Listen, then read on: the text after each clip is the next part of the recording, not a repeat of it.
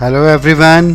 So we are going to start this session और इस session का पर्पस ये है कि हम लोग कुछ अच्छे एडवांस के प्रॉब्लम्स करें। नॉर्मली हम बहुत एवरेज लेवल के प्रॉब्लम्स करते हैं किसी भी चैप्टर में, और आप जानते हो particularly in maths the level of the problem जो कि एडवांस एग्जाम में आते हैं वो बहुत ह्यूज होते हैं, बहुत हाई होते हैं। तो अभी से अगर हम लोग उन प्रॉब्लम्स की प्रैक्टिस करेंगे तो आगे जाके डेफिनेटली आईआईटी एडवांस में हमें झटका नहीं मिलेगा।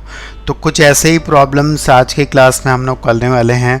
Particularly we will be looking at the 11th portion first. पहले हम लोग 11th वाले पार्ट को करेंगे। तो अभी हम लोग आज बात करेंगे फंक्शन की, जिसमें कि 11th और 12th के दोनों ही हम लोग प्रॉब्लम्स की बात करेंगे, बिकॉज मेरे ख्याल से मैक्सिमम बच्चों ने जो 12th में भी पढ़ रहे हैं उन्होंने भी अब फंक्शन का 12th वाला पार्ट भी कर चुके हैं वो।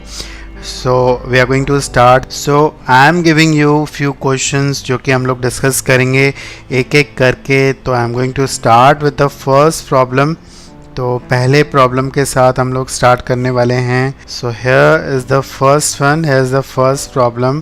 पहला प्रॉब्लम हम लोग नंबर ऑफ फंक्शंस को लेके है। क्वेश्चन को समझना बहुत इंपॉर्टेंट है, पहले क्वेश्चन को समझेंगे।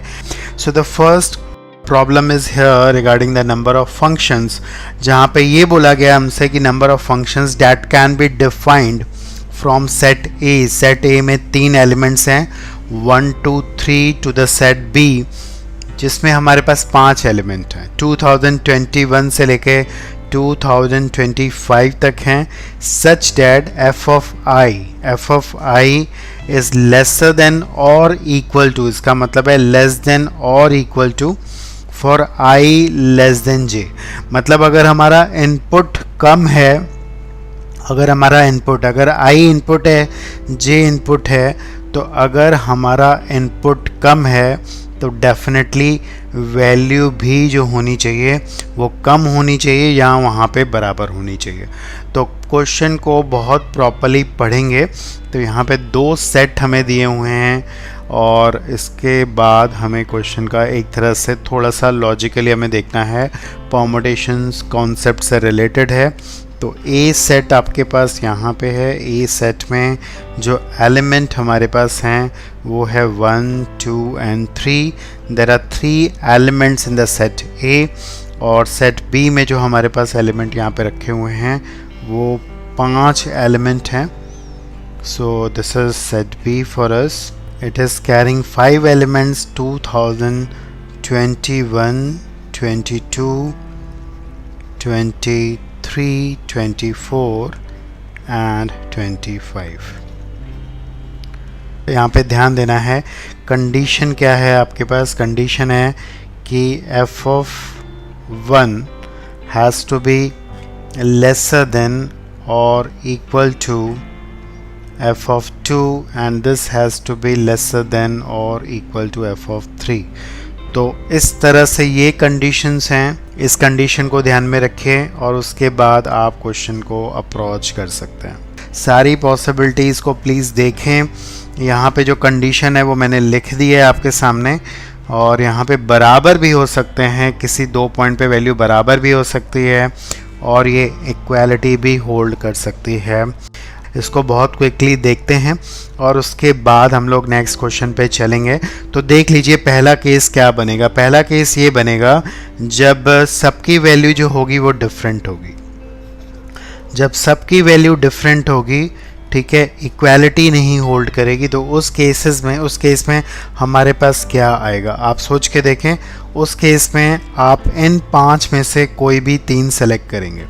इन 5 में से कोई भी 3 सेलेक्ट करेंगे तो मान लेते हैं कि हमारे पास ये सेलेक्ट हो गया, ये सेलेक्ट हो गया और ये सेलेक्ट हो गया। तो अब जो मैपिंग हो सकती है 1 2 3 की, 1 के पास सबसे छोटा वाला जाएगा, that means this will go to 1 and this will go to 2 and this will go to 3।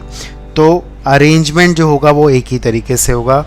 ये आई थिंक ये केस आपको समझ में आ रहा होगा, ठीक है। सेकेंड केस ये हो सकता है कि कोई भी 2 बराबर हो जाए, इनमें से या तो ये दोनों बराबर हो जाएं या तो ये दोनों बराबर हो जाएं। उस केस में हमें क्या करना होगा, हमें 5 में से 2 को सेलेक्ट करना पड़ेगा। 5 में से 2 को सेलेक्ट करना पड़ेगा, ठीक है, मान लेते हैं ये सेलेक्ट हो गया और ये सेलेक्ट हो गया। तो अब इसके भी दो पॉसिबिलिटीज़ बन सकते हैं। अब देखिए इसमें क्या होगा कि ये दोनों बराबर हो सकते हैं या ये दोनों बराबर हो सकते हैं। f(1) और f(3) बराबर नहीं हो सकते। तो इसके लिए क्या होगा, अगर ये दोनों सेलेक्ट हुए हमारे, तो 1 और 2 या तो इसके पास जाएंगे और 3 इसके पास जाएगा। एक पॉसिबिलिटी ये हो सकती है, आपको समझ में आ रहा होगा, या 1 इस पे चला जाए और 2 इस पे न जाए, इस पे चला जाए। ठीक है, तो इसके दो तरीके अरेंजमेंट के हो सकते हैं। तो 5 में से हम 2 सेलेक्ट कर रहे हैं और फिर उनका जो अरेंजमेंट कर रहे हैं हम लोग 2 तरीके से। फिर मैं बता रहा हूँ 1 और 2 सेम पे जाएंगे, 3 अलग पे जाएगा, या 1 अलग पे जाएगा और 2 और 3 सेम पे जाएंगे। इसलिए मैंने 2 से मल्टीप्लाई किया है। आई थिंक आपको समझ में आ रहा होगा। Now there is a third possibility as well. Third possibility क्या हो सकती है? थर्ड पॉसिबिलिटी ये होगी कि तीनों की वैल्यू जो हो जाए वो बराबर हो जाए। All 3 are map to the same part. इसलिए मुझे 5 में से 1 सेलेक्ट करना होगा, एक ही सेलेक्ट करना होगा। और अगर आप इसका आंसर निकालेंगे तो 10 plus 20 plus 5 that is equal to 35. So 35 is the correct answer. 35 is the correct answer. तो this is the first question जो कि हमने डिस्कस किया है. Coming up is the second question. You will be covering most of the important questions in the entire function. So this is the second one. ये एक simple domain, topic तो simple है, domain निकालना है, लेकिन बिल्कुल कॉन्सेप्ट को properly पकड़ के रखेंगे तभी आप निकाल पाएंगे। तो यहाँ पे बोला गया है f(x) is equal to under root of x minus 1 upon x minus 4, that is a fractional part of x। तो यहाँ पे ये जो है ये फ्रैक्शनल पार्ट ऑफ x है। ठीक है, this is fractional part, please ध्यान रखेंगे, ये है फ्रैक्शनल पार्ट। आपको निकालना है इस क्वेश्चन का डोमेन। पॉसिबिलिटीज़ को देख लीजिए, सबको कंडीशन मालूम है कि अंडर रूट के अंदर की क्वांटिटी जो होनी चाहिए वो 0 से बड़ी होनी चाहिए। डैट मीन्स ये जो होना चाहिए वो 0 या 0 से बड़ा होना चाहिए। चलो अभी हम डिस्कस करने वाले हैं। सबसे पहले देखिए यहाँ पे 2 डिफरेंट टाइप, नंबर लाइन से थोड़ा मुश्किल होगा बिकॉज फ्रैक्शनल पार्ट के अंदर x फंसा हुआ है। ये तो एक क्रिटिकल पॉइंट आपको 1 देगा ही देगा, लेकिन डिनोमिनेटर से क्रिटिकल पॉइंट निकालना थोड़ी सी मुश्किल है। ऑल्दो उसको भी निकाला जा सकता है, नॉट अ टफ थिंग, उसको भी निकाला जा सकता है, बट आपको अलग अलग इंटरवल से क्रिटिकल पॉइंट्स लेने पड़ेंगे। ठीक है, so one of the approach is, एक अप्रोच हमारे पास यहाँ पे क्या होती है, एक अप्रोच हम ये समझ सकते हैं कि अगर हमारा न्यूमरेटर पॉजिटिव है, दैट मीन्स x माइनस 1 अगर पॉजिटिव है तो डिनोमिनेटर भी पॉजिटिव हो जाए, डिनोमिनेटर भी पॉजिटिव हो जाए। This is the one case we can tackle. Greater than 0, exactly, not equal to 0, only greater than 0, right. मतलब न्यूमरेटर और डिनोमिनेटर दोनों पॉजिटिव हो जाए। और सेकेंड केस ये हो सकता है कि x माइनस 1 भी नेगेटिव हो जाए और x minus 4 fractional part of x भी नेगेटिव हो जाए। सो इस तरह से मैं टैकल करने वाला हूँ। Now what I am going to do, I am going to draw the graph, जिससे मैं बहुत क्विकली पहुँच सकता हूँ। ग्राफिंग आप जब करते हैं तो ग्राफ पे ऐसा नहीं आता है क्वेश्चन कि आप ग्राफ बनाओ। अगर आप ग्राफ को यूज़ नहीं कर रहे हैं तो ग्राफ सीखना समझना बेकार हो जाता है। ठीक है, now let us see what I am going to do. देखिए मैं ग्राफ किसका बनाने जा रहा हूँ ये भी समझना बहुत इंपॉर्टेंट है। यहाँ पे मैं ग्राफ बनाने जा रहा हूँ इसका। ठीक है, हमें ये देखना है, पहला केस ये है कि x 1 से बड़ा है और उस समय पे कब हम देखने जा रहे हैं कि x जो है वो 4 times fractional part of x से बड़ा होगा। एक चीज़ ये है। और जब x 1 से छोटा होगा उस समय पे x 4 time fractional part of x से छोटा कब होगा, यही हम देखने जा रहे हैं। अब आपको बताऊं कि मैं क्या करने जा रहा हूं, मैं ग्राफ बनाने जा रहा हूं। मैं ग्राफ किसका बनाने जा रहा हूं, मैं ग्राफ बनाने जा रहा हूं 4 times fractional part of x का। तो 0 मेरा ये है, 1 मेरा ये है, 4 time fractional part of x ये 4 तक जाएगा। क्या हमें ये बात समझ में आ रही है? ये भी हमारा डेफिनेटली 4 तक जाएगा, ये भी हमारा 4 तक जाएगा और ये भी हमारा 4 तक जाएगा। ये मेरा हो गया 4। ठीक है, इस तरफ भी चलो हम बना लेते हैं। ये चीज़ हमारा ग्राफ हो गया।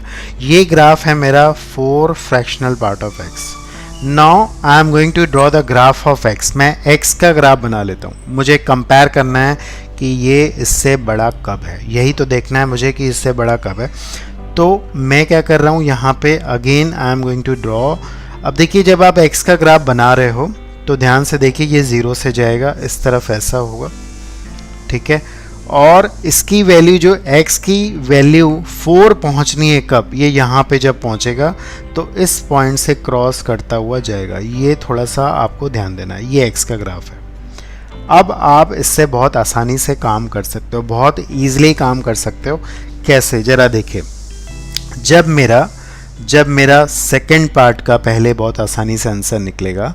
अगर मेरा x जो है यहाँ पे 1 से छोटा है, जब मेरा x 1 से छोटा है, यानी कि इस पार्ट की अगर बात करें, उस समय पे 4 times fractional part of x को x से बड़ा बनना है।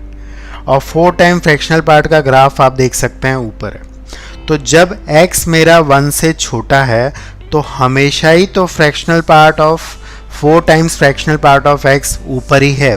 क्या ये बात हमें समझ में आ रही है? ये हमेशा ही बच्चों देखो ऊपर बैठा हुआ है, ऊपर बैठा हुआ है, किससे, x से ऊपर बैठा हुआ है हमेशा। 1 से जब आप x की वैल्यू छोटी लोगे, समझ में आ रहा है, ठीक है। तो अगर x 1 से छोटा है तो ये तो हमेशा ही सेटिस्फाई करने वाला है, ठीक है। मतलब ये 1 से छोटा है तो ये भी इससे छोटा होगा, मतलब x इससे छोटा होगा। लेकिन एक बात ज़रूर इंपॉर्टेंट है कि हम x को 0 नहीं लेंगे, x को 0 नहीं लेंगे, बिकॉज 0 पे डिनोमिनेटर 0 बन जाता है। तो इसका मतलब हुआ कि -∞ टू 0 और 0 से 1 तक, 0 से 1 तक हमारा पूरा इसके साथ सॉल्यूशन मिल रहा है, हमें आराम से इसका सॉल्यूशन मिल रहा है, कोई दिक्कत नहीं है। आई थिंक ये बात आप लोग को समझ में आ रही होगी, ठीक है।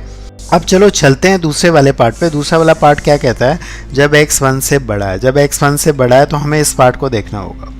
उस समय पे x को 4 times fractional part of x से बड़ा होना है। प्लीज़ ध्यान दीजिए, x को ऊपर होना है और फ्रैक्शनल पार्ट वाले ग्राफ को कहाँ रहना है, नीचे रहना है। तो अब देखिए x यहाँ पे ऊपर है, ये वाला पार्ट। अब ये पार्ट आपको निकालना पड़ेगा। ये पार्ट क्या है, इन दोनों का मीटिंग पार्ट है। किसका किसका मीटिंग पार्ट है, x का और 4 times fractional part of x का। ये आपको पता है कि 1 और 2 के बीच में मीट कर रहे हैं। तो 1 और 2 के बीच में आप इसको लिख सकते हो x minus greatest integer of x, और 1 और 2 के बीच में ग्रेटेस्ट इंटीजर तो 1 ही होता है। तो यहाँ से जो x मेरा आ रहा है वो कितना आ रहा है, यहाँ से x मेरा आ रहा है डेफिनेटली 4/3। तो ये पॉइंट जो आ रहा है 4/3 आ रहा है, ठीक है। तो आप यहाँ से समझ पा रहे हो कि ये जो अगला इंटरवल हमारे पास आएगा ये 1 से 4/3 तक आएगा। 1 से 4/3 तक ये वाला पार्ट में हमारा जो है x जो है इससे बड़ा होगा। आई थिंक ये चीज़ आपको समझ में आ गया होगा। अब इसके बाद अगर अगला इंटरवल देखोगे तो कौन सा इंटरवल होगा, कब x बड़ा है, आप देख लीजिए यहाँ से इस 2 से, 2 इंक्लूड होगा, 2 इंक्लूड होगा, ध्यान रखिए 2 is going to be included here. 2 से लेकर इस पॉइंट तक, इस पॉइंट पे दोबारा मुलाकात हो रही है x की और फ्रैक्शनल पार्ट ऑफ x की, 4 times fractional part of x की। और ये पॉइंट किसके बीच में है, ये पॉइंट 2 और 3 के बीच में है। तो 2 और 3 के बीच में फ्रैक्शनल पार्ट को लिख सकते हैं x-2, और यहाँ से मेरे पास ये पॉइंट आ जाएगा 8/3। तो ये पॉइंट आ गया है 8/3। तो 2 से लेकर 8/3 तक हम इसको लेंगे और इस समय पे ये सेटिस्फाई करेगा डेफिनेटली। इसके बाद क्या होगा, इसके बाद तो कहानी बड़ी साफ साफ दिख रही है, समझ में आ रही है। 3 से बड़ी वैल्यू के 3 को भी इंक्लूड करेंगे। आप 3 को चेक करके देखिए, 3 पे ये इंटायर क्वांटिटी पॉजिटिव है, तो 3 को कुछ लोगों ने बहुत क्लोज थे, 3 को इंक्लूड नहीं किया था। तो लास्ट वाला इंटरवल जो आएगा ये कंप्लीट इसका सॉल्यूशन है, आप समझ सकते हो। आई do hope everyone is getting this thing. तो ये हमारे पास आएगा। और 4 पे क्या होगा, 4 पे क्या कोई प्रॉब्लम है हमें, 4 को एक्सक्लूड क्यों किया है? 4 पे तो न्यूमरेटर भी पॉजिटिव है और डिनोमिनेटर भी पॉजिटिव है, बिकॉज 4 पे फ्रैक्शनल पार्ट 0 हो जाता है। 4 पे ये पूरा का पूरा ऊपर ही दिख रहा है, आप देख लीजिए x 4 times fractional part of x से ऊपर ही दिख रहा है। वैसे मैं बताऊं, आप इसको नंबर लाइन से ट्राई करिएगा घर पे। नंबर लाइन से जब आप ट्राई करेंगे तो आप क्या करेंगे वो भी मैं आपको क्लियर कर दूं। उससे भी आप चाहोगे तो कुछ कुछ काम कर सकते हो, ठीक है। नंबर लाइन से आप बनाओगे, नंबर लाइन इस तरह से नंबर लाइन बना लेना, ठीक है। और क्रिटिकल पॉइंट्स लिखना, लेकिन इसमें क्रिटिकल पॉइंट्स कैसे लिखोगे, x इक्वल टू 1 एक क्रिटिकल पॉइंट लिख लेना, लेकिन ये वाले क्रिटिकल पॉइंट्स आपको लिखने पड़ेंगे कि ये बराबर कब होता है, ठीक है। तो इससे आपके पास 0 आ जाएगा क्रिटिकल पॉइंट, आप चेक करके देखना। इसके बाद आपके पास क्रिटिकल पॉइंट आ जाएगा 4/3, 4/3 भी क्रिटिकल पॉइंट आ जाएगा, 8/3 भी क्रिटिकल पॉइंट आ जाएगा, ये 0 और भी कुछ क्रिटिकल पॉइंट्स आ जाएंगे आपके पास। तो इसके थ्रू भी आप एक बार ट्राई करके देख सकते हो। एक बार आप ट्राई ज़रूर करना, हो सकता है ये बहुत आसानी से हो जाए आपके साथ। We are moving to the next problem. Next problem हमारे लिए और एक डिफरेंट प्रॉब्लम हो सकता है।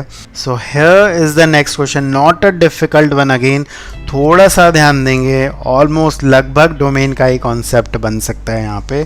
So the question is number of positive integral values of x for which F x, और ये सारी की सारी क्वांटिटी लॉग के अंदर है। Mod of greatest integer of x/9 minus greatest integer of x/11 is not defined.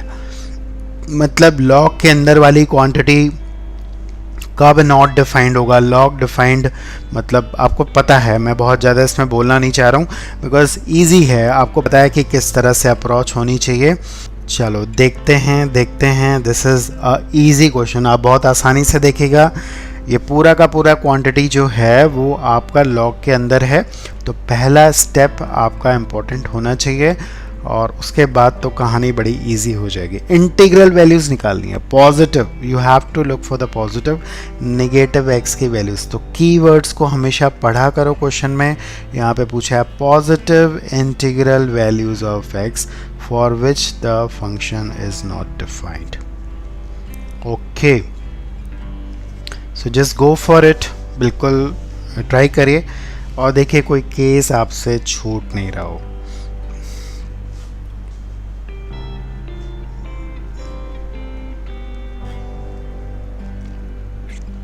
शौनिक you are very quick, but अभी आपने शायद सारे केसेस नहीं देखे, तो प्रॉपरली प्लीज़ देखो। 9 is not the correct answer, तो थोड़ा सा देखो इसको अच्छे से।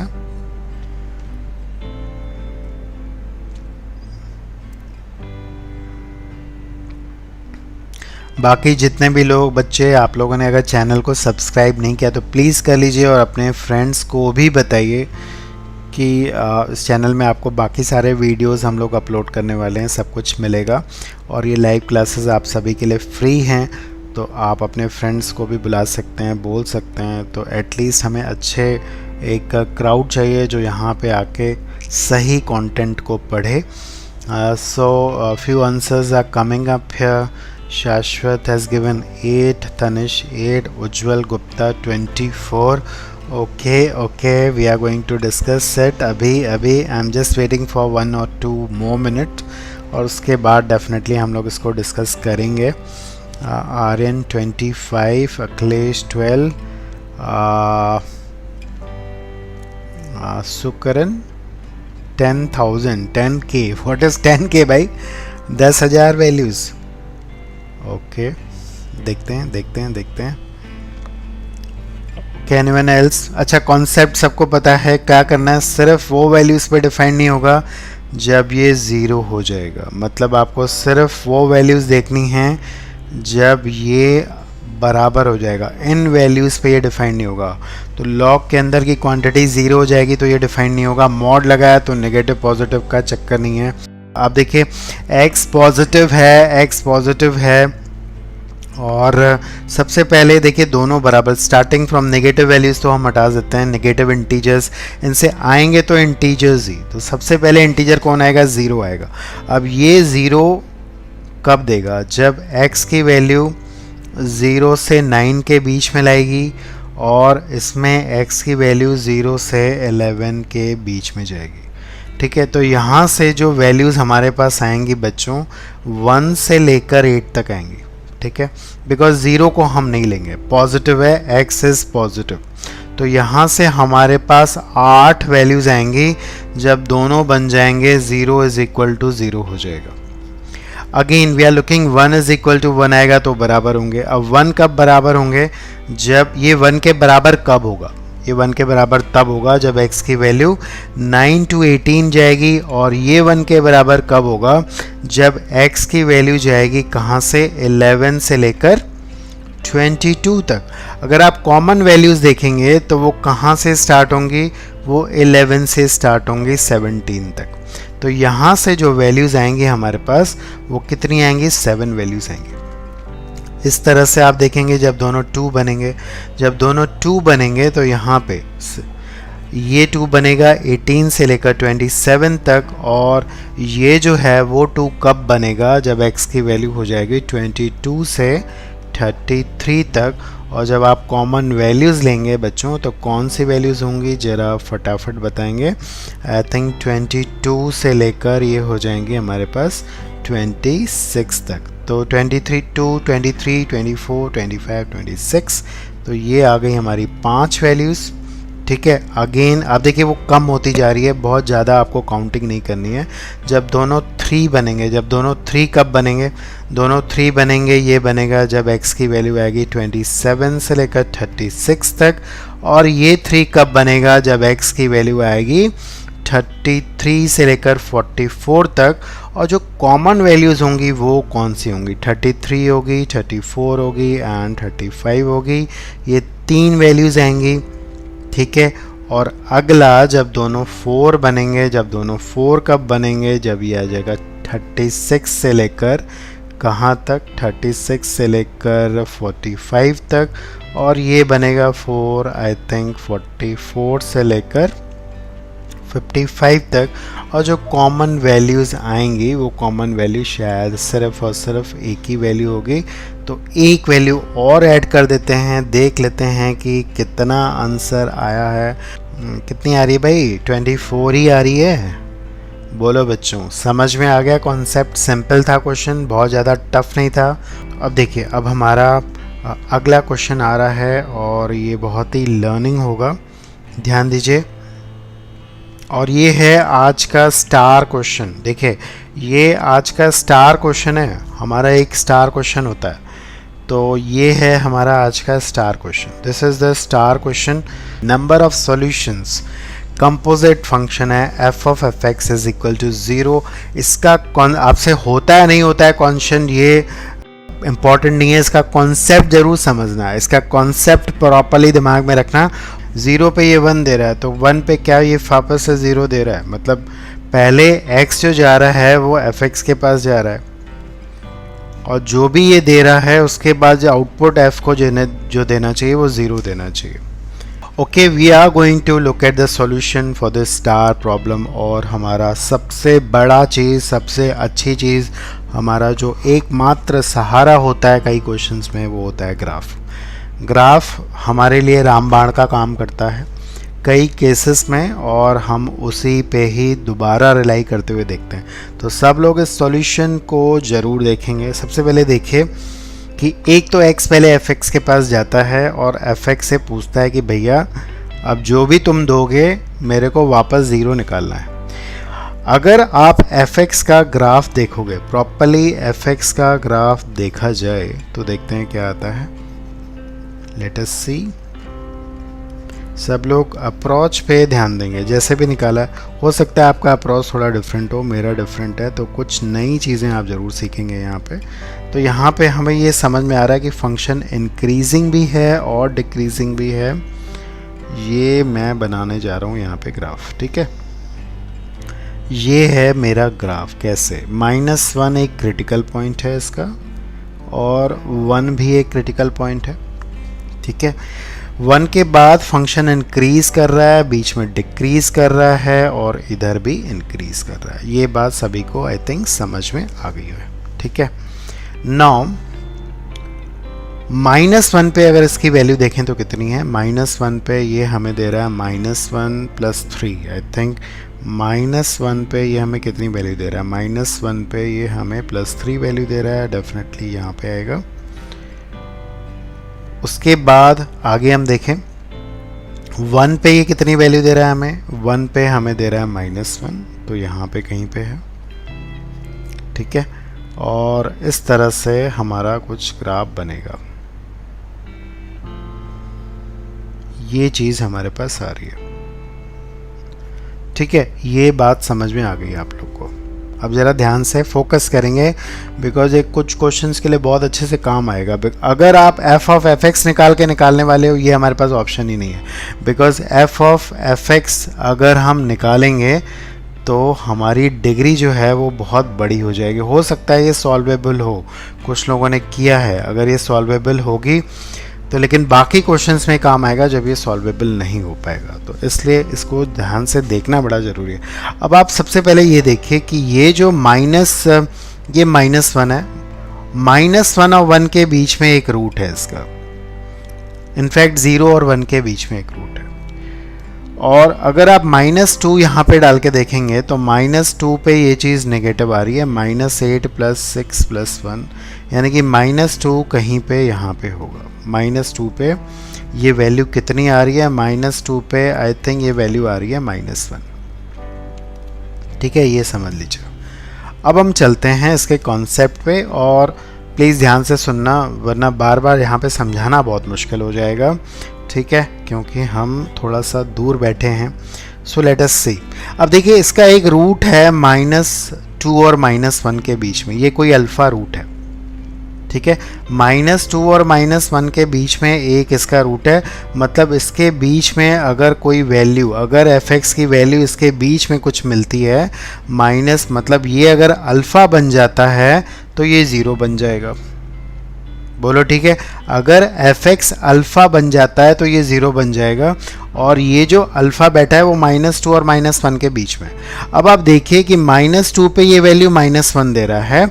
अब यहाँ पे फोकस करेंगे, ये कोई k1 है वैल्यू, जहाँ पे ये वैल्यू आपको देगा -2, देगा ही देगा कहीं पे, कहाँ पे देगा मैं निकाल नहीं पा रहा हूँ, लेकिन देगा। तो इसके बीच में कहीं पे ये अल्फ़ा देगा, इसके बीच में कोई एक वैल्यू पे ये अल्फ़ा देगा, और जैसे ही ये अल्फ़ा देगा, इसके अंदर अल्फ़ा जाएगा, तो ये अल्फ़ा इसका रूट है जो कि -2 और -1 के बीच में है।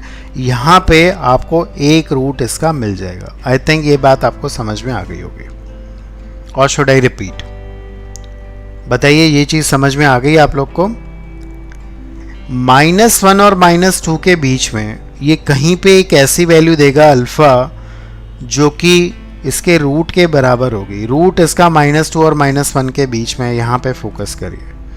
तो जब यहाँ पे कोई वैल्यू ये माइनस एक रूट, मतलब fx जो है वो अल्फ़ा बन जाएगा इसके बराबर, जब इस वैल्यू पे, इस पर्टिकुलर वैल्यू के बीच में कोई वैल्यू ऐसी अल्फ़ा देगा, और अल्फ़ा जब इसके अंदर जाएगा, मतलब रूट ही चला गया, fx जब ये अल्फ़ा बन जाएगा तो ये इसका एक सॉल्यूशन हो जाएगा। बोलो ठीक है, ये एक आपका कॉन्सेप्ट आया कि यहाँ पे कोई एक सॉल्यूशन होगा -2 के पहले। अब आप आगे चलिए, इसका जो दूसरा रूट है, वो इधर नहीं है, इसके बीच में नहीं है। इसका जो दूसरा रूट है वो किसके बीच में, आप समझिए, वो दूसरा रूट जो हमारे पास आ रहा है वो है 0 और 1 के बीच में। क्या ये बात हमें समझ में आ रही है? 0 और 1 के बीच में इसका एक रूट है बीटा, 0 और 1 के बीच में एक रूट, एक वैल्यू है बीटा, जहाँ पे fx 0 बनता है।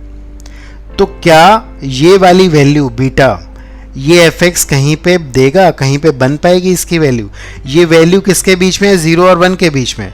और 0 देखिए, ये है 0 और ये 1, आप देखिए 0 पे इसकी वैल्यू 1 है।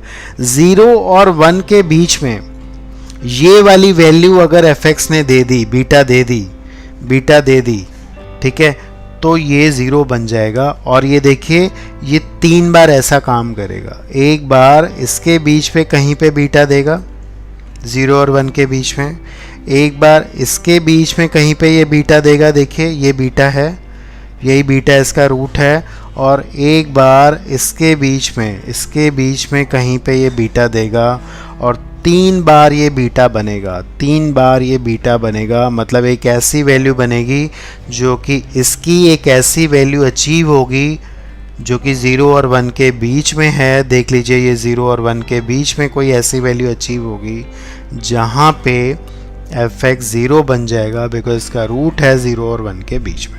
तो 3 बार ऐसा होगा, 3 बार होगा, एक इसके बीच में, एक यहाँ पे होगा, प्लीज़ ध्यान दीजिए, एक यहाँ पे कहीं पे होगा और एक यहाँ पे होगा। I think you have got it, ये कॉन्सेप्ट आपको समझ में आ गया, ठीक है।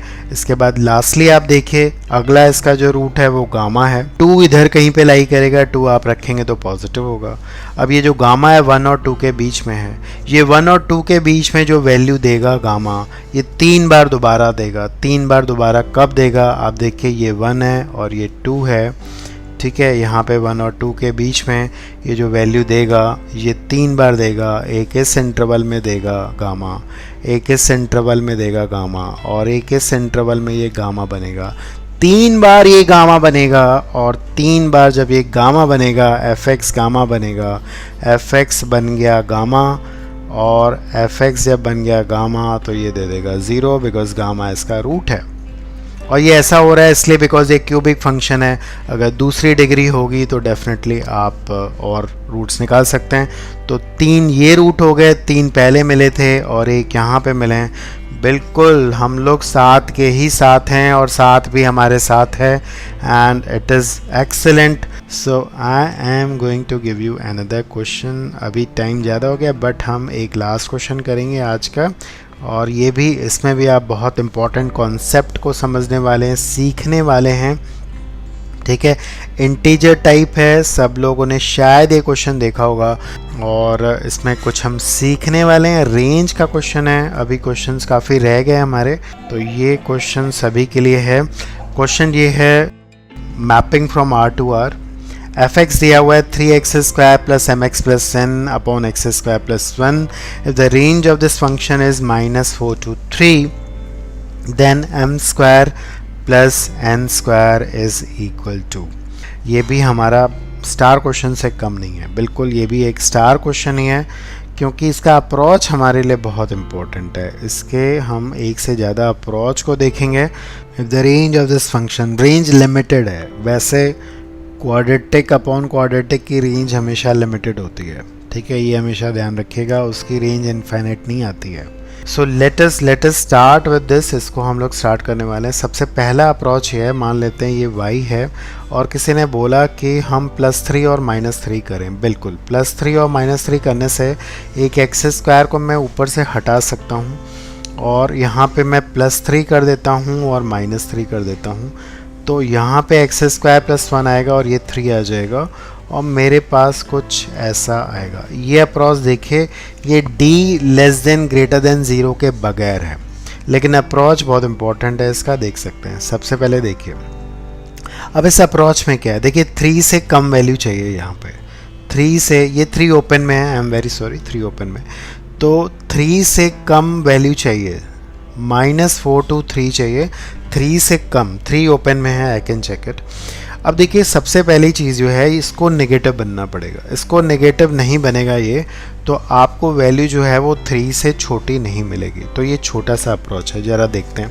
अब इसके नेगेटिव बनने का मतलब ये है कि देखिए ये तो पॉजिटिव है, एक्स स्क्वायर प्लस 1 पॉजिटिव है, तो इसको 0 से छोटा बनना है for every x belong to R। इस अप्रोच को देखिएगा, ये d < 0 के बगैर है, ठीक है। अब जरा ध्यान दें, कोई भी लाइन की इक्वेशन हमेशा नेगेटिव वैल्यू कैसे देगी? कोई भी लाइन जो होती है, लीनियर इक्वेशन हमेशा नेगेटिव वैल्यू नहीं दे सकते, एक उसके लिए कंडीशन होगी। तो ये एक इम्पॉर्टेंट पॉइंट है जो हमें सीखना है यहाँ पे, क्योंकि लाइन जब भी आप ड्रॉ करोगे तो वो <0 कैसे देगी, वो पॉजिटिव भी बनेगी कुछ वैल्यूज़ के लिए और कुछ वैल्यूज़ के लिए नेगेटिव भी बनेगी, ऐसा ही होता है। अब लाइन अगर नेगेटिव वैल्यू आपको देना है लाइन को, तो क्या होगा, उसका स्लोप को पहले तो आपको 0 कर देना पड़ेगा, उसको पैरेलल टू x एक्सिस कर देना पड़ेगा, ऐसे कर, तभी वो हर एक वैल्यू के लिए नेगेटिव। तो इससे ये होता है एक चीज़ कि m को बनना पड़ेगा 0। I think you have got the concept. ये कॉन्सेप्ट समझ में आ गया आपको कि m 0 क्यों होगा, ये इंपॉर्टेंट है। I want the quick replies from you. इस अप्रोच में m0 यानी कि स्लोप 0 क्यों होगा? क्या आपको ये अप्रोच समझ में आ रही है? अगर हमें इसको नेगेटिव बनाना है, इसको, बिकॉज 3 से कम वैल्यू चाहिए, तो अगर मुझे इसको नेगेटिव बनाना है तो इस चीज़ को नेगेटिव बनना पड़ेगा। 3 से कम अगर वैल्यू चाहिए तो इसको नेगेटिव बनाने के लिए आपको इस डिनोमिनेटर तो बेटा पॉजिटिव है, तो मैं न्यूमरेटर को नेगेटिव बनाना पड़ेगा। तुम्हें न्यूमरेटर को नेगेटिव बनाना पड़ेगा, और न्यूमरेटर को नेगेटिव तब बना पाओगे, हमेशा नहीं बना सकते, हमेशा बनाना पड़ेगा। x बिलोंग्स टू r है यहाँ पे, समझ में आ रहा है? x बिलोंग्स टू r है हमेशा। अब हमेशा भाई ये लाइन है, ये लाइन हमेशा नेगेटिव वैल्यूज नहीं देती है। क्वाड्रेटिक पैराबोला तो हो सकता है दे दे, d लेस देन 0 कर लेते हो आराम से, लेकिन लाइन अगर हमेशा नेगेटिव वैल्यू देगी तो उसको तिरछा नहीं होना है, उसको पैरेलल टू x एक्सिस होना है। तो उसके लिए उसके स्लोप को 0 करना पड़ेगा, m को 0 करना पड़ेगा। तो m हो गया तुम्हारा 0। अब क्या रह गया यहाँ पे? ये हो गया तुम्हारा ये चीज़। अब तुम्हें क्या करना है? तुम्हारा मिनिमम वैल्यू -4 है, इसकी वैल्यू मिनिमम कब मिलेगी? मिनिमम तुम्हारी -4 है, तो x इक्वल टू 0 पे ही मिलेगी, x इक्वल टू 0, बिकॉज ये नेगेटिव बनना है। तो उसके लिए आपको x 0 करने पर आपको मिलेगी मिनिमम वैल्यू, वहाँ पे मिनिमम वैल्यू तुम्हारी है -4, 0 पे -4 होगी, तो आपको n की वैल्यू यहाँ से आ जाती है -4, और m हो गया है 0, n हो गया है -4, तो हमारा सीधा सीधा आंसर m² + n² हो गया है 16। So this is a different approach, ये एक अलग अप्रोच है। आशीष चंद्रा, आपको समझ में नहीं आया? क्या नहीं समझ में आया है कि m0 क्यों होगा? m0 बेटा इसलिए होगा बिकॉज नहीं तो ये लाइन बन जाएगी ना, लाइन। आप ये समझिए कि इसको नेगेटिव बनना है, अगर इसको 3 से छोटी वैल्यू देनी है तो इसको नेगेटिव बनना है, 3 माइनस समथिंग होना चाहिए। अब ये नेगेटिव तभी होगा जब इसका न्यूमरेटर नेगेटिव होगा, यानी कि ये लाइन तो क्या होती है? वेरिएबल होती है। ये हमेशा नेगेटिव इस समय पे है, लेकिन इस समय पे तो पॉजिटिव है। तो कोई भी लाइन अगर इसका स्लोप 0 नहीं है तो वो पॉजिटिव भी वैल्यू देती है, नेगेटिव भी, उसके लिए स्लोप को 0 बनना पड़ेगा। ठीक है, ये चीज़ समझ में आनी चाहिए। तो m0 हो गया, n हमें पता चल गया। तो ये एक अप्रोच है, ये हालांकि ये इजी अप्रोच है, आपको बता दूं ये इजी अप्रोच है, ये जल्दी वाला अप्रोच है अनुज। और दूसरा अप्रोच जो है वो d greater than 0, d less than 0, उसमें करना क्या है, ये चीज़ हम लोग कॉमनली यूज़ नहीं करते हैं। तो सबसे पहले आप क्या करिए, इसको y के बराबर कर दीजिए। तो हमारे पास था 3 प्लस कितना था, 3 + mx + n - 3 अपॉन x² + 1, ये हो गया y - 3। क्वाड्रेटिक बना देंगे x में, ये आपके पास आ गई क्वाड्रेटिक। ठीक है, क्वाड्रेटिक हमारे पास आ चुकी है, x² × y - 3 हो जाएगा, मल्टीप्लाई हो जाएगा यहाँ पे, और सारे टर्म्स को आप इधर लेके आइए, ये तुम्हारा बन गया 0। नाउ दिस x रियल है, x belongs to real number है। तो x अगर रियल नंबर है तो d को बनाना पड़ेगा ग्रेटर देन और इक्वल टू 0। तो d को बना दीजिए ग्रेटर देन इक्वल टू 0, तो m में तुम्हारी क्वाड्रेटिक आ जाएगी, m में क्वाड्रेटिक आ जाएगी कुछ ऐसी। ठीक है, ये तुम्हारा नॉर्मल वाला अप्रोच है जो तुम्हें पता होता है। ठीक है, अब देखिए ये हमेशा, अब y भी बिलोंग्स टू, y क्या है, y तो -4 to 3 को बिलोंग कर रहा है, ये ध्यान रखना, y जो है वो -4 to 3 को बिलोंग कर रहा है। तो इसके बाद हमारी y में क्वाड्रेटिक बन जाएगी, ये समझ में आ रही है, y में ये हमारी क्वाड्रेटिक बन चुकी है। तो y जो होना चाहिए, यहाँ से जो y आएगा वो क्या आना चाहिए आपके पास, वो आपको पता है क्या आना चाहिए। पहले चलो इसको ओपन अप कर लो, इसको आप ओपन अप करोगे तो आपके पास आ रहा है -4y², ये आ जाएगा आपके पास, कंपेयर कर लेना, -4y × क्या आएगा, इसके बाद ये आ जाएगा तुम्हारे पास -4y × n + 3 + 12, ये आ जाएगा 12n आएगा। ठीक है ना, 12m और -m² करके आ जाएगा। ठीक है, ये आ जाएगा आपका लेस देन 0, यहाँ पे माइनस ये प्लस आ जाएगा, ये ध्यान दो। ठीक है, इतना आ गया। अब ये लेस देन 0 चाहिए, मतलब y के यहाँ पे 2 फैक्टर्स होने चाहिए, बिकॉज y का इंटरवल यही इंपॉर्टेंट है इसमें, इस अप्रोच में ये इंपॉर्टेंट है, ध्यान दीजिएगा। y क्या था रेंज, y -4 से 3, तो इसके ये 2 फैक्टर्स होने चाहिए, तभी रेंज -4 to 3 आएगी। तो इस क्वाड्रेटिक को बनाओगे अगर आप, तो ये बन जाएगी मेरी क्वाड्रेटिक, और इससे आपको कंपेयर कर लेना है, कोफिशिएंट्स को कंपेयर कर लेना है। कोफिशिएंट्स को कंपेयर करोगे तो क्या आएगा, 4/1 आ जाएगा हमारे पास y के कोफिशिएंट, उसके बाद कोफिशिएंट हमारे पास y के ये आ जाएंगे, और आ जाएगा कांस्टेंट टर्म का कोफिशिएंट। इस तरह से आई थिंक यहाँ से आपके पास m की वैल्यू आ जाएगी 0 और n डेफिनेटली -4 आ जाएगा। तो एक लिमिटेड रेंज है, लिमिटेड इंटरवल है, वो है -4 to 3, जिसमें इसकी रेंज दी हुई है। तो इस अप्रोच से भी हम लोग कर सकते हैं। ये है हमारा सेकंड अप्रोच। पहला अप्रोच मैंने डिस्कस किया, कंपैरेटिवली इजी था। सेकंड एक जनरल अप्रोच है, ये ध्यान रखना, पहले में थोड़ा हमने ईजिली प्ले कर लिया था, हालांकि पहला वाला अप्रोच भी हर जगह लग सकता है, कोई दिक्कत नहीं, उस तरह से आप इसको बना सकते हैं। So I do hope you have got few important concept. So thank you everyone.